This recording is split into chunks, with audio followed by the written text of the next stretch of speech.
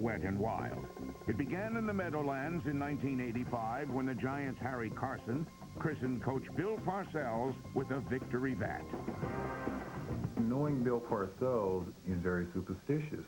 If you do something one week and it works, you have to keep doing it. That's how it started and kept going during the '86 season. In '86, the Giants rode a wave of orange Gatorade all the way to a Super Bowl title and a meeting with the nation's #1 fan. After we won that Super Bowl in 1986, we went to the White House.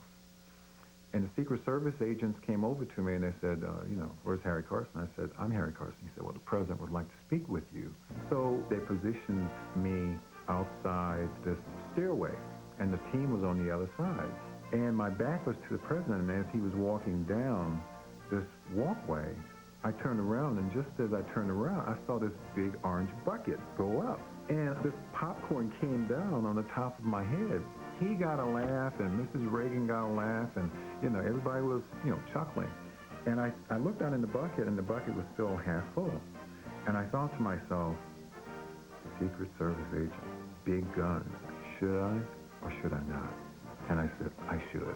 And I grabbed the bucket, and I did, President Reagan. Sports should be fun, and that's what this is. Carson executed the dunk with a style and panache that future generations of Giants have found hard to live up to. Harry and those guys were better.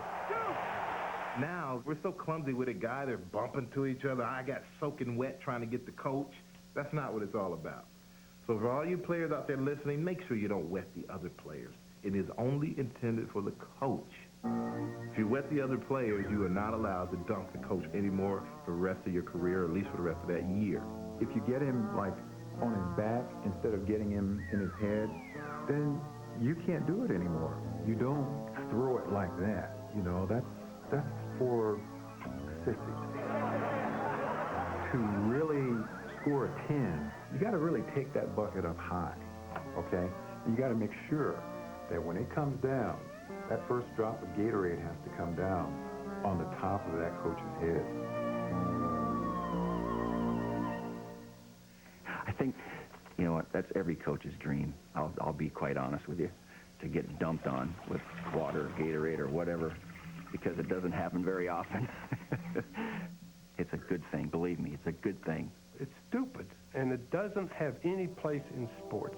And I would tell them before the game, if I was a head football coach, the first guy that throws Gatorade on me, $25,000 fine, I'm going to deck you. I think Sanford should lighten up a little bit. That's a bonding thing, and it's harmless.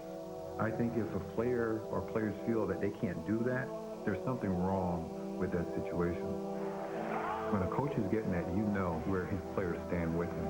Players Gatorade coaches just because the coach has a special mental hold over the players. You can't be running a dodge route at 3 yards. What good does that do? You got to make it happen fast, man. Come out of your motion and get going. It's the discipline of the game, and everyone has to do everything the coach says. You got to start using your head now. And when you win a special game, I think the players feel like a lot of the pressure is released. At the very point where you go, the game's done, it's all over, we can't lose now, let's Gatorade the coach. And just realize that we're all regular people. It's a time where he can't really say anything over it because the team has achieved everything they set out to achieve. I think it's just sort of a rite of passage for a successful team. I think it's a way of saying thank you. As serious as the game is, during the course of the game, wondering and curious on what's going to happen, and then you're able to just go ahead and celebrate and say, this is a relief. Obviously, whenever you can have men act like kids and everyone laugh at it, it brings something else to the game. When you look at the situation that exists at that time, I don't think anyone would ever complain about anything that anybody did to them, because usually the victory's in hand and it's a game of some degree of magnitude. And I think that situation, you should allow anybody to revert back to being a kid. That's why we're in this business. And if you can't enjoy the good times, then you'll never be able to overcome the tough times. So ends the diary of the dunk. But remember, he who splashes last splashes best. There's going to be a payback day. No question about it. And I'm going to get him one of these days. I'm going to get him.